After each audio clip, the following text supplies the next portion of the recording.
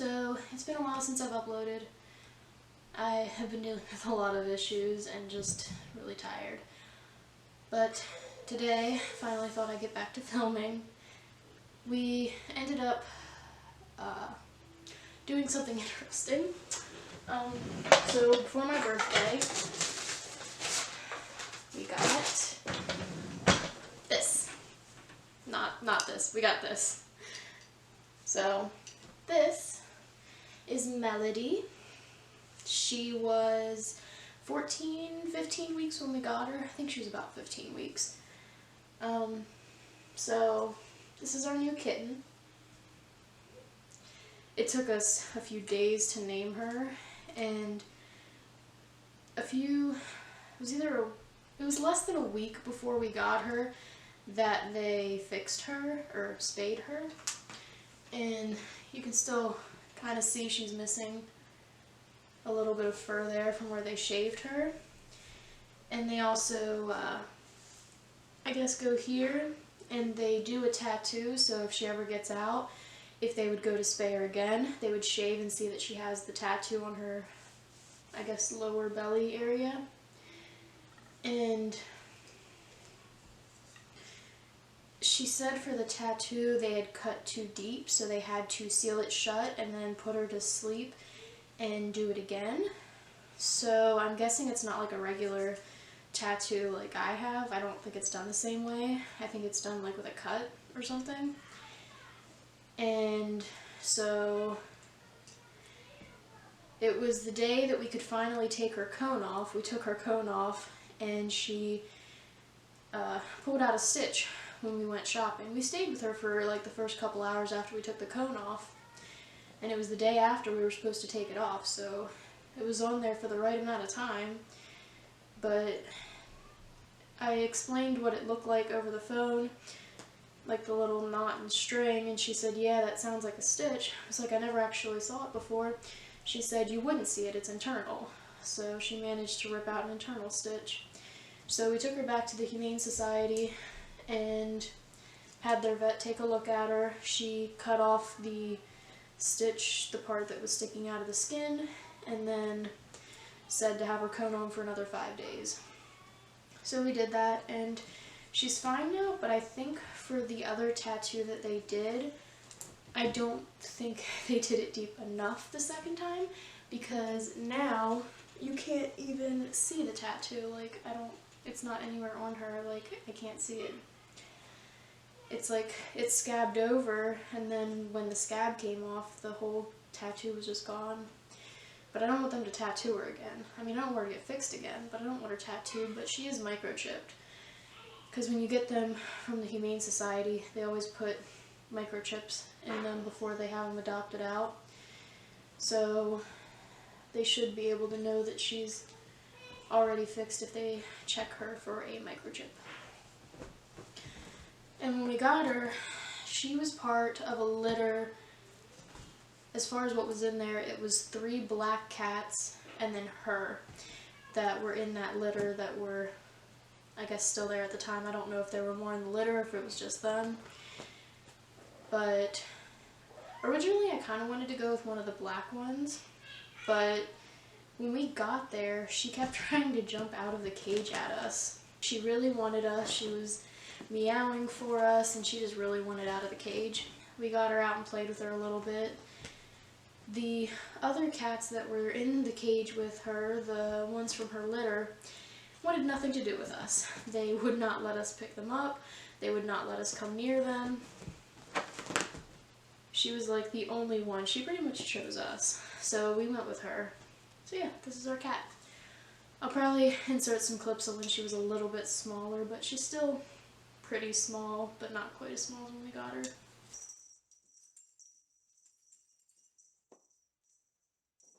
We spent probably close to $300 getting cat supplies the day before we went to the Humane Society, because we kind of figured we'd come home with one. I'm still out of breath because pregnancy, but yeah. She just wants to play with her toys right now. She gets really funny with her toys sometimes, so I'll try and find some videos. She already destroyed she destroyed 2 of the toys we got her already. We got her a little cat tower and scratching post for her to go in and scratch. And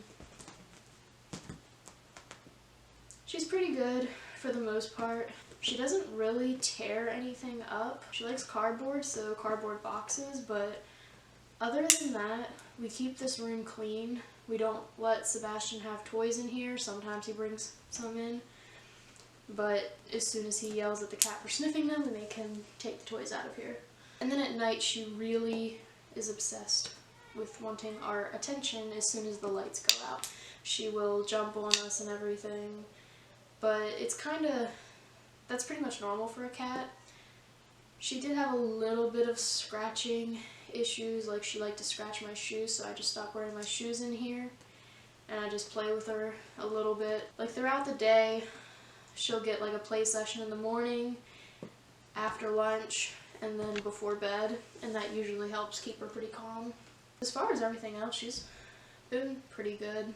Whenever she's playing with me, as long as there's not a toy involved.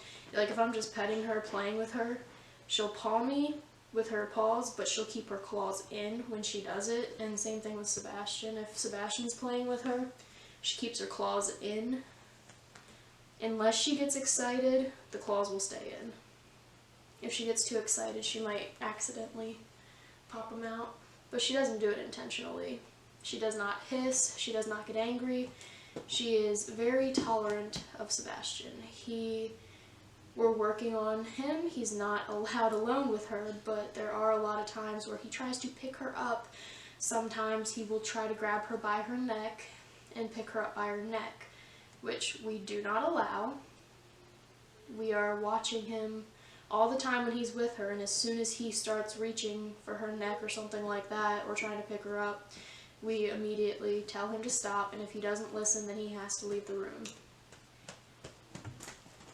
So we're still working on that. He doesn't know how to treat her right. Speaking of, he's about to come in here.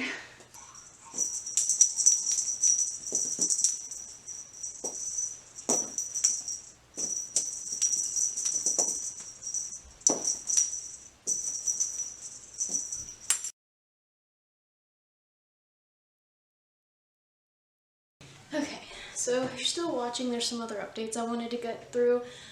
I wanted to record in the bedroom, but Sebastian kind of took over the bedroom right now, so I'm going to do it in here. I'm trying to get natural lighting, because when I just use these lights, my camera gets kind of glitchy. I don't know if you've noticed, but anyway, I want to give you more updates, and I also need to fix my nails, so I'm going to multitask. Basically, the biggest update, well, I'm a stay-at-home mom. I do some work at the church. I do cleaning, janitor stuff. As far as work, I want to try and work with, like, I don't want to say an actual job, because working at the church is an actual job, but I want to get a job more legit than cleaning for 5 hours a week, because that's not much at all, and I want to be able to help more financially. When I was in elementary, middle school, and high school, the one thing I wanted to do was be a vet. I wanted to help animals, and to be honest, I like animals more than people. I mean, I grew up around animals. We bred rabbits, we had chickens, we bred quail. Most of that was for meat. Still, I liked being with the animals, helping with the babies, and just always having animals that I can like cuddle. So that's always what I wanted to do. The only problem is, once I got to high school, I got really bad at math. Math got too hard for me. It could be because of the POTS or something else, but it's just too hard for me to focus. So I can't learn the math skills and science skills needed to be a vet. Plus I have a huge thing about needles. Tattoos are one thing, injections are another. So what I've more recently looked into is veterinary assistant. So I don't think you really need any college for it. It depends on the area. Some areas you do, some areas you don't. We currently live in Maryland, and I'm pretty sure you don't need college to be an assistant, but I found this online program with Penn Foster, so it's an online college. They do high school, like if you never got high school, you can get your GED with them. But they also have a veterinary assistant program. So I'm enrolled in that now. I've already finished course 1 and I guess course 1 and 2, depending on how you look at it. The first course is like an introduction thing, but so I'm doing that. So I'm gonna try and be a veterinary assistant, which means I'll start working. The program takes, I think it's 6 to 18 months. They give you 18 months to complete the course, but you can complete it sooner. So baby girl is due in May. She's due May 19th, so mid-May, sort of. So my goal is to try and complete the online section of the program before she's born. I want to try and complete the online portion, which almost all of it's done online. And then you do your externship where you work 100 hours, not paid, at a veterinary clinic, and you like record yourself doing different tasks and then you submit those videos. So Sebastian's gonna join me now. But with most externships, you'll have the opportunity to, if they have space available, they may consider hiring you after the externship. If I can get the Humane Society to pay me, I'd like to work with them. But if not, I'm going to try for the vet that we take our cat to. And hopefully they'll take me. If not, I'll probably try and get a job at fast food until we move. That's the other update I kind of want to get into. So like I said, we live in Maryland right now, but we're planning to move to South Carolina in like a year and a half.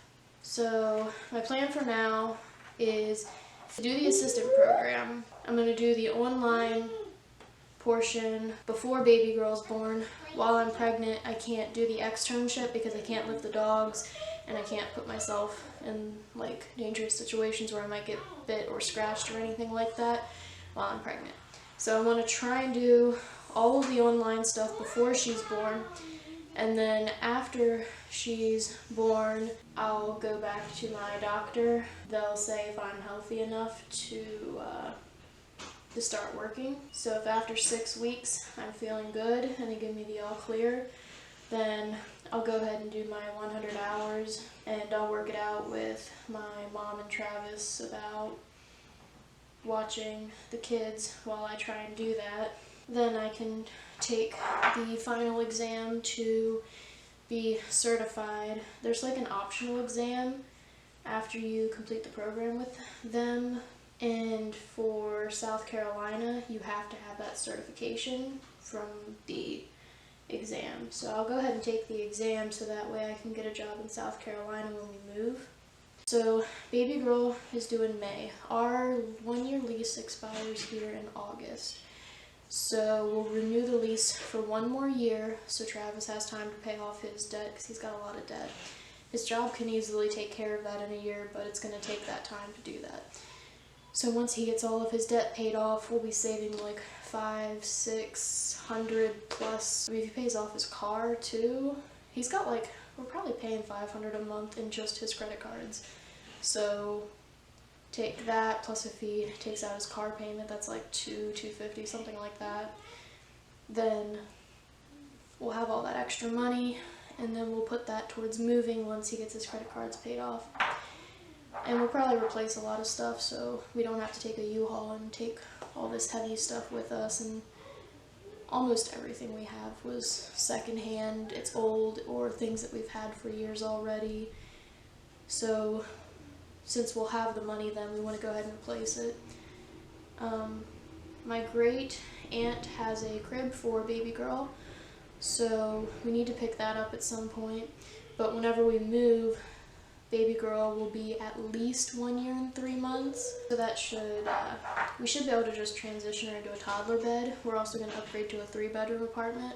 We're paying almost $1,000 in rent. Water is included. We pay for electric, which is usually like 60 to 80, I think.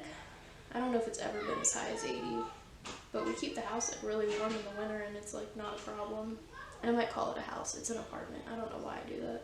That's our plan, is to move to South Carolina in a little over a year. We do not have family in South Carolina. Oh, and the apartments that we're looking to get into, if we can get into them, It's 20 minutes from Myrtle Beach, so that's going to be really nice because I'll be able to like take the kids to the beach whenever I want. But I am scared about taking 2 kids out. If you have 2 kids and you take them out by yourself to the beach, shopping, anything, and if you do like YouTube videos, maybe leave a comment so I can like see how it's done. I am terrified of taking 2 kids out by myself. But with Travis always working, I mean, the only other option is being stuck in the house. We'll be close to the beach. We don't have family there, but we're in Maryland. I don't want to say where exactly, but it's not like a great place. I mean, obviously, we have a nice place here. We're in a decent area as far as where we can be in this town, but it's not where we want to be. We don't want to live around here. There's shootings and stabbings and just, I don't know, it's just not, and like, it's not as bad as it can be, but it's not. We just want to go somewhere nicer. And like, I don't know, just kind of do our own thing. We're like adults now. We don't want to be too close to family. Not saying that we don't want to be around our family. It's complicated. But we will come back since South Carolina is a lot warmer than it is here. We plan on coming up here for Christmas to kind of have some decent winter weather and to visit with our family and stuff. So we will come back up for Christmas instead of like taking a vacation here in the summer. We'll take a vacation here in the winter to have some winter time. We'll be about, I don't know, we'll be a little far, but we could still come here on like a weekend or something if we want to visit. It's not like we'll be crazy far away, but it is a bit of a distance. And we're going to rent the apartments at South Carolina for approximately 4 years because we want to make sure we like the area before we buy a house there. When we move, Travis's money will continue to pay the bills as he has been, and anything left over will go into our down payment on a house. So as long as we like the area, we'll buy a house somewhere in South Carolina, maybe a little bit farther from the beach.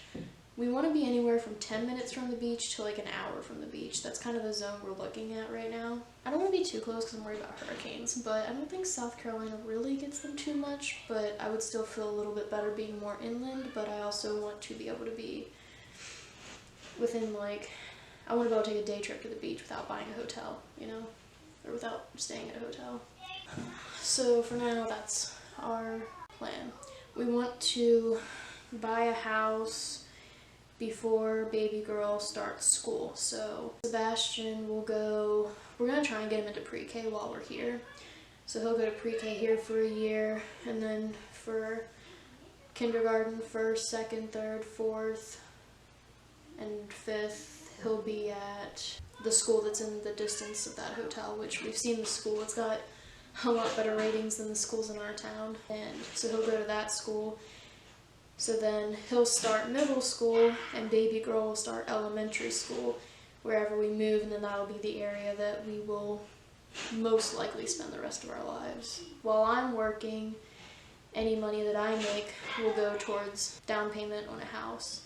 So if I'm only working part-time, I can probably make $10,000 to $12,000 a year, but after like 4 to 5 years, we're gonna have 10% or more down on a $400,000 house or less. So that's around the range we're looking. But we found things we like within that area that are like 5 bedrooms and like 2, 3 or more bathrooms, anywhere from $200,000 to $400,000. So we should be able to get exactly what we want.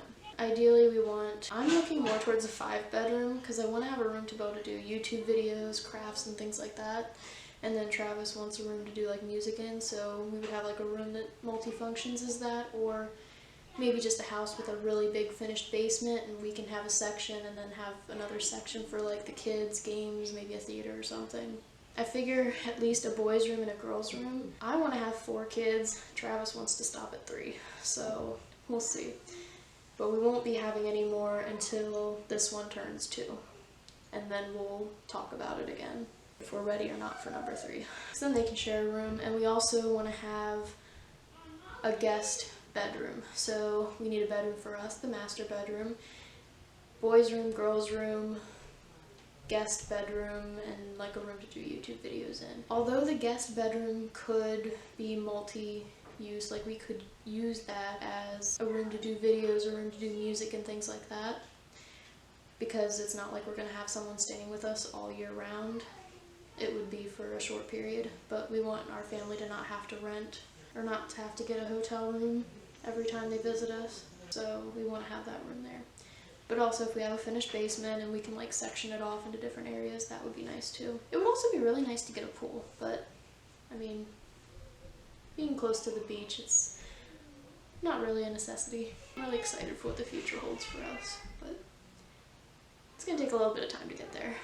I mean, I guess that's pretty much all our life updates. And then my pregnancy updates will be in another video because they're part of a different series. But so I'll upload the life updates, and then I'll record my pregnancy videos, and then I'll get that uploaded tomorrow.